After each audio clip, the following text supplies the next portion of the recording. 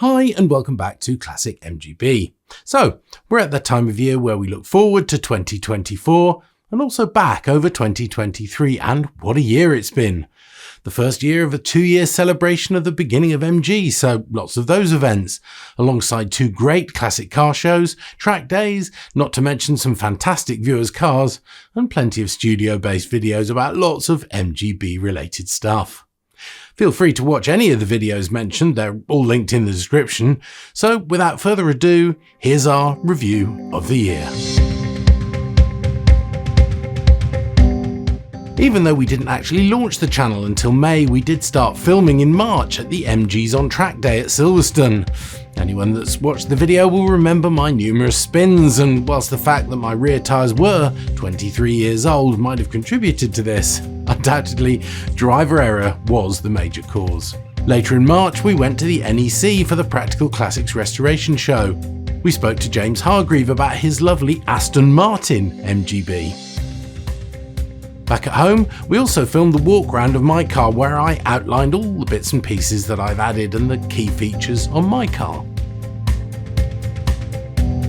May was a really busy month. We started with our first visit to Castle Combe Circuit in Wiltshire, but not for an MG's on Track Day. This was a race day with a couple of rounds of the MGB-GT Championship, which features all sorts of MGBs in several classes, from almost standard to fully race-prepared V8s. We also had a chat with a couple of the competitors, Tim Rides and James Wheeler, who also happens to be the chairman of the MGB-GT V8 Championship. The end of the month saw the first centenary event we went to. This one was at the British Motor Museum at Gaydon in Warwickshire. Whilst there, we took the opportunity to take a closer look at the famous split MGB-GT that was used for the car's launch at the British Motor Show in 1965. The first public view of the new Cyberster was there too, fully camouflaged, although at that stage we weren't allowed to film it. We also examined the SSV1, a prototype vehicle used to demonstrate various safety features, many of which are standard now but were pretty revolutionary in 1972. We ended the visit with a ride in a lovely, very non-standard MGB Roadster, courtesy of the Sporting Bears organisation. June saw us back at Castle Combe for the first of 2 MG's on Track days, and as usual it was less than straightforward, and this time it was my car that was mechanically misbehaving.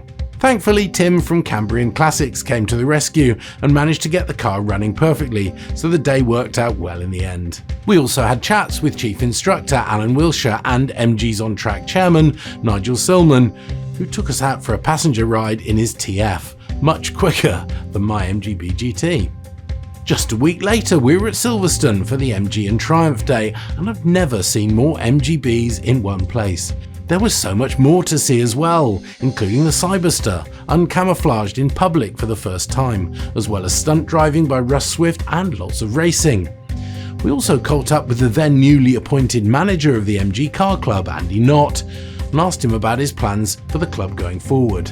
Talking of the car club, this event recently won the Motoring Spectacle Award at the RAC's Historic Awards 2023, and I reckon the award was well deserved, so well done all. At the end of June, we popped up to Swavesey and had a look around the MG Owners Club. If you haven't been, it's well worth a visit. The place is huge and their part stock is absolutely massive, including heritage body shells from stock if you want one. It was an honour to speak to the club's founder, Roche Bentley, and we also quizzed Jonathan Kimber, Chris Bentley and Ian Woolman on their parts of the business. To finish off the month, we made a video containing 10 facts about the MGB that you may not have known, including how Prince Philip influenced the design of the MGB-GT. The British Grand Prix in early July gave us the opportunity to marvel at the skills of Grand Prix drivers, and Lewis Hamilton in particular, when we compared one of his laps of Silverstone with one of mine. Needless to say, he was appreciably quicker, but take a look at the video if you want to know exactly how much. We also released an A to Z of MGB facts and our most popular video to date, 10 famous MGB owners, which included pop stars, sports stars, a politician and even royalty. August was probably the busiest month of the year, and it started with our first book review, MGB the Superlative MG. In my opinion, the definitive guide to the MGB. We also popped into Former Glory, probably the largest classic MG dealer in the UK, to take a look at their lovely, genuine MGB-GT police car. Apparently it's for sale, although the website doesn't divulge the price. Whilst most MGB owners will know of Haynes and will probably have one of their manuals, many don't know they have a museum at Sparkford in Somerset. Their celebration of 100 years of MG at the museum was a great opportunity to get together with like-minded MG enthusiasts, and we chatted to several MGB owners who were proud to show us their cars. Just a few days later, we travelled all the way to North Yorkshire to attend the inaugural Bangers and Cash Live and managed to grab a word with the voice of the TV programme, Toby Foster, and even found out what Derek Mathewson thought of MGBs. I say there's one car that everyone should drive before they die. It's a Rolls Royce, Silver Shadow, something like that. And the other car that everyone should own is an MGB. They've got to be the easiest classic to run, maintain, and enjoy.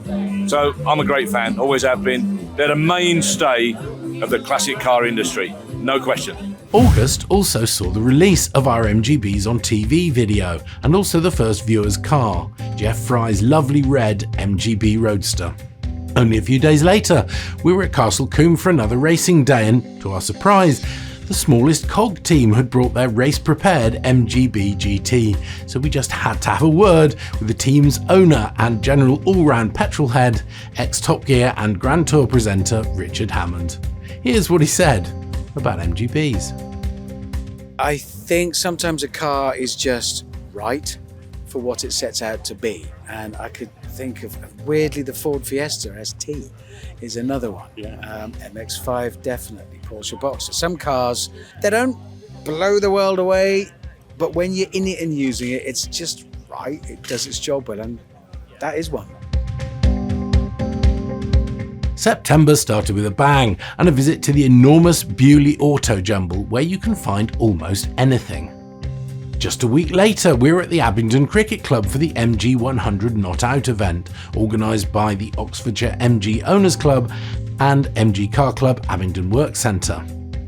A great selection of lovely MGBs, including this highly modified example built by Roger Dunn. We also popped back to Former Glory, where owner Nigel Guild showed us around some of the superb MGBs he had on offer. Well worth a visit if you're in the area. We also showed off our MGB model collection, which covers most of the various incarnations of MGB, and it's still growing. In October, it was back to Bewley, this time for the venue's own MG 100 event. Again, lots of lovely cars, including the MGB Registers, Neil Brandt's immaculate MGB-GT.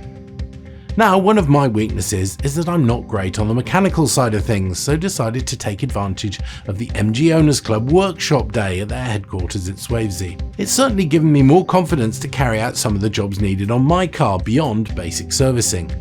My next task is to replace the slightly warped brake discs. We'll do a video showing exactly how I got on, so look out for that one. We also released a couple more of our Viewers Cars series, Victor Van Tress from California and Paul Measures from the UK. November saw the release of our attempt to create the definitive guide video on how to decode MGB chassis and vehicle identification numbers. The video was accompanied by the beta test version of an online tool on the classic MGB.com website. The tool is still being worked on, so many thanks to those that have contributed. Now, the highlight of many classic car enthusiasts' winter is the annual Classic Car Show at the NEC, sponsored by Lancaster Insurance. Full of all sorts of cars, including plenty of MGBs. We managed to grab a word with David Eales from Oselli, and also Lorraine Noble-Thompson from the Car Club and Richard Monk from the Owners Club. If you haven't been, then it's definitely worth a visit next year, but do wear sensible shoes, as you'll be doing a lot of walking. We finished the month with our very subjective 10 suggested Christmas gifts. Let us know what MG related stuff you got for Christmas, whether or not it was on our list. The year ended with our top 10 MGB buyers tips, another Viewers Cars episode, and our bloopers or outtakes where things didn't go to plan while shooting our videos. So as 2023 draws to a close and we look forward to 2024, we'd just like to say a huge thank you to everyone that supports the channel by watching our videos. If you enjoy what you see, it would be great if you could like this video and subscribe to the channel by clicking on the little icon on your right. We're planning some great stuff in the new year, so I hope you'll click the bell to be notified the minute we upload new content. Finally, have a very happy new year, and as always, and for the last time in 2023, many thanks for watching and take care.